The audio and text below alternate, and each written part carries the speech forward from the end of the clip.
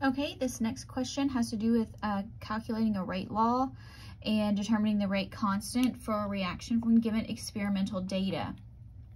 So notice we have two different reactants here. We're going to need to determine the order of the reaction with respect to each of these reactants.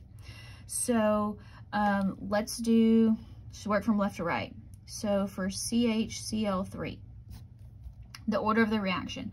What we need to do is we need to pick two reactions here where the concentration of the reactant that we're investigating, CHCl3, is changing, but the concentration of the one that we're not investigating remains the same. So we only have one choice. That's going to be these two reactions. So we know we have rate 2 over rate 1 equals K, oh, well, they're way up too high. K, reactant A to the N over K, or that's sub 2, and A sub 1 to the N. Okay, so plug and chug. So we need to do these two for this one here. All right, so let's go rate 2, 0.0069. Go ahead, remember in rates, units are very important. 0035, even though they're gonna cancel out, put them in there anyway. K's are going to cancel out, but we're gonna put them in right now. Concentration, just pair these up correctly. Molar to the N. N is what we're solving for. 0.1 molar to the N. Okay, this is gonna fall out. Okay, so now let's get our calculator. 0.0069 divided by 0.0035.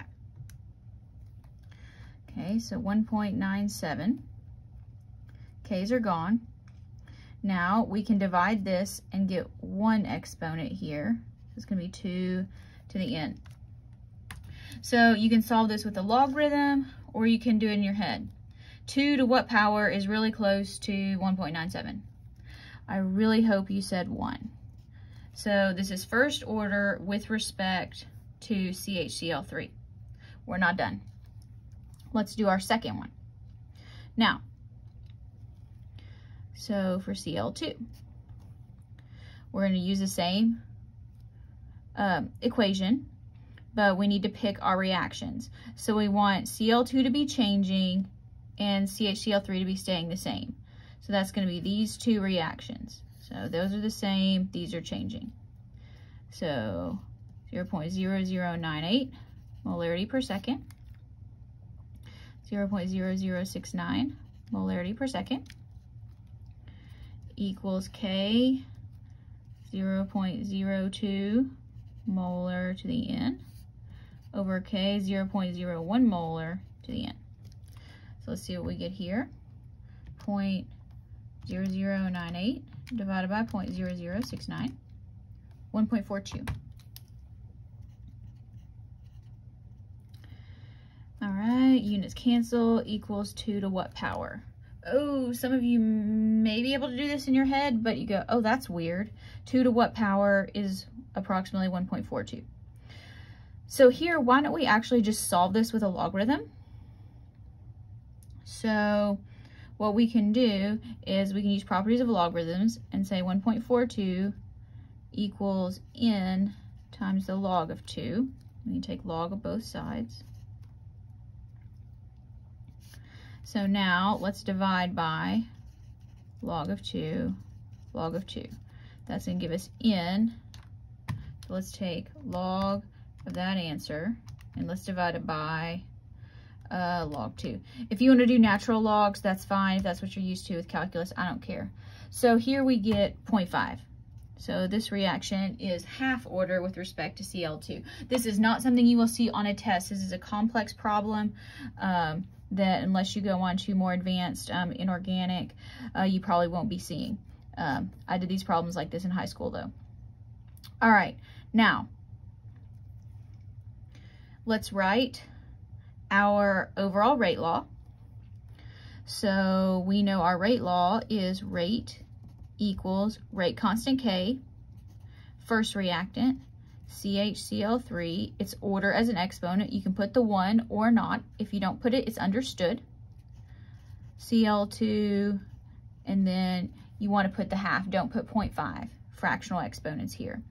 If you go, oh, that's really weird. I know, it is, I agree. Now, we also need to solve for the rate constant K. So I'm gonna put this here for the rate. Now let's actually plug and chug. Pick any reaction here. I'm just gonna pick the first one because I can.